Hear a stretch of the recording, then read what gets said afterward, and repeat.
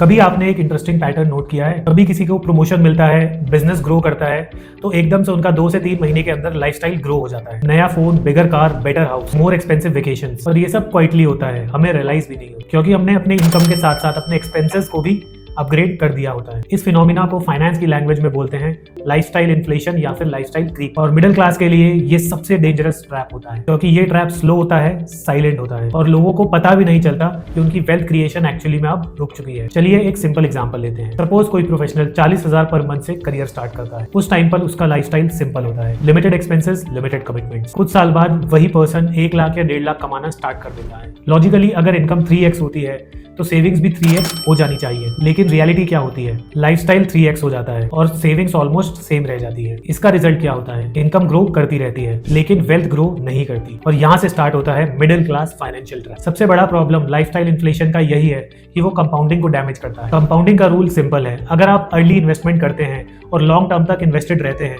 तो कंपाउंडिंग आपको accelerated rate से ग्रोथ देता है। एग्जांपल के लिए सपोज आप 25,000 रुपए पर मंथ इन्वेस्ट करते हैं 12% पर एनम के हिसाब से लॉन्ग टर्म के लिए, तो वो इन्वेस्टमेंट आपको 30 से 35 साल में आराम से 8 से 10 करोड़ का कॉर्पस क्रिएट करके दे सकता है। लेकिन वही इंसान अगर 10 साल लेट स्टार्ट करता है, 40s की एज में स्टार्ट करता है, तो वही कॉर्पस आपका 2 से 3 करोड़ तक रह जाता है। मतलब लाइफस्टाइल अपग्रेड की वजह से डिले हुआ इन्वेस्टमेंट आपके कॉर्पस को सिग्निफिकेंटली रिड्यूस कर सकता है। ये है लॉस्ट इन्वेस्टमेंट विंडो का कॉस्ट, और ये कॉस्ट विजिबल नहीं होता इमीडिएटली, ये क्वाइटली फ्यूचर में अपीयर होता है। अब सेकंड ट्रैप समझिए जो लाइफस्टाइल इन्फ्लेशन के साथ आता है, उसका नाम है डेट डिपेंडेंस। जब लाइफस्टाइल एग्रेसिवली अपग्रेड होता है तो लोग उसको सपोर्ट करने के लिए एग्रेसिवली लोन्स लेना स्टार्ट कर देते हैं। Car EMI, credit card spending, personal loans, और सबसे डेंजरस होता है क्रेडिट कार्ड डेट। इंडिया में क्रेडिट कार्ड का इंटरेस्ट रेट 30 to 40% है ऑन एन एवरेज। अगर आप 1 लाख रुपए का क्रेडिट कार्ड कैरी कर रहे हो और मिनिमम बैलेंस पे सरवाइव कर रहे हो तो आपका पैसा क्वाइटली कंपाउंडिंग के थ्रू बैंक के लिए वेल्थ क्रिएट कर रहा है 30 to 40% के इंटरेस्ट रेट पे। अगर कंपाउंडिंग इन्वेस्टमेंट में पावरफुल है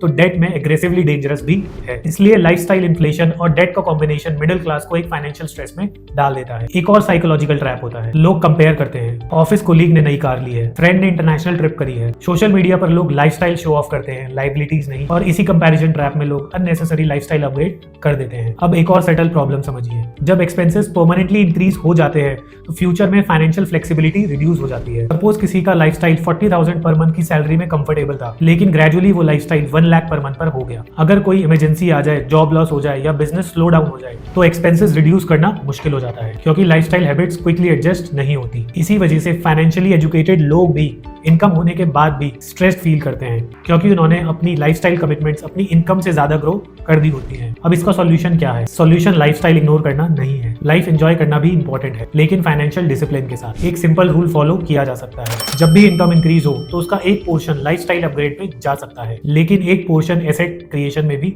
जाना चाहिए।